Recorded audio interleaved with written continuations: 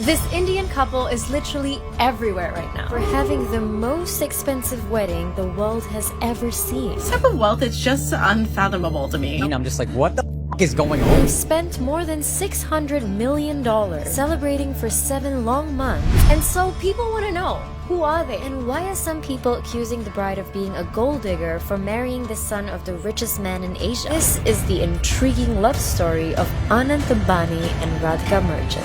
Since they got engaged, they've been hosting big glamorous events every 6 weeks. And the people on their guest lists, the biggest celebrities like Kim and Khloe Kardashian, Nick Jonas, to tech giants like Bill Gates and Mark Zuckerberg.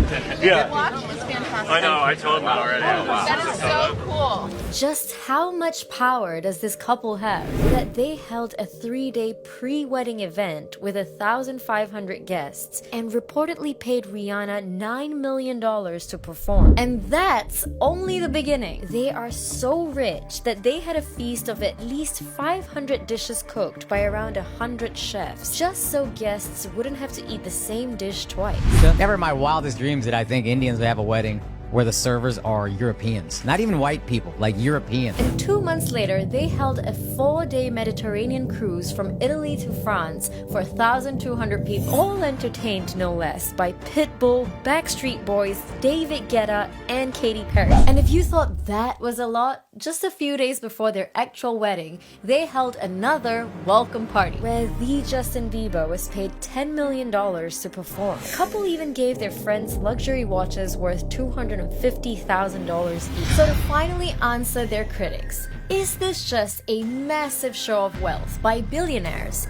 Or is this a massive celebration of true love? Well, for those calling Radhika a gold digger for marrying Anand, you should know that she's also the daughter of a billionaire who owns one of the biggest pharmaceutical companies in the world. The hard work of our families and the dedication to making all of our dreams a reality. And yet, Radhika grew up so humble that she studied so hard and worked on herself so she wouldn't just depend on her family's wealth. So when you think about it, she didn't really have to marry Anand for his money. Anand, I will never be able to express how proud I am of you. And as for Anand, despite being the son of the richest man in Asia, he also didn't have a perfect childhood. My life has not always been entirely a bed of roses. I've also experienced the pain of thorns. I've faced many health crises since childhood. In fact, he dealt with a medical condition that required him to be on steroids, which eventually led him to be obese until now. Perhaps a good reminder for all of us to not judge right away. As it turns out, this marriage wasn't just a good business decision between two rich families. Anand and Radhika actually met in childhood and became good friends before they even got into a romantic relationship. For the last 7 years, it feels like I met Radhika yesterday.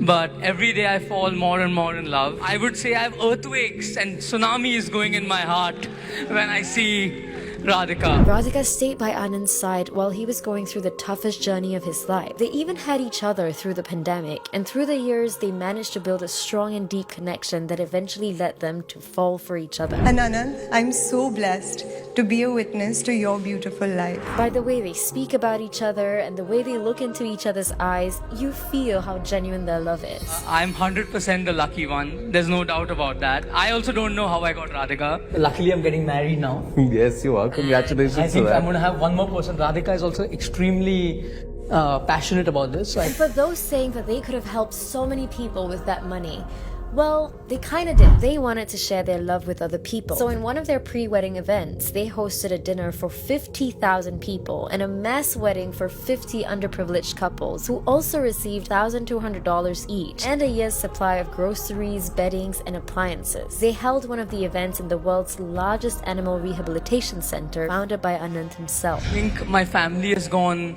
all out to make us feel special. Everyone has been sleeping for less than 3 hours a day for the last 2-3 months. Thank you so much for doing this for us and letting us enjoy the process of our wedding. Night fam, some of you may not agree with how extravagant their wedding ended up being, and that's a valid opinion to have. But at the very least, no one should have the right to question how real or deep is someone's love.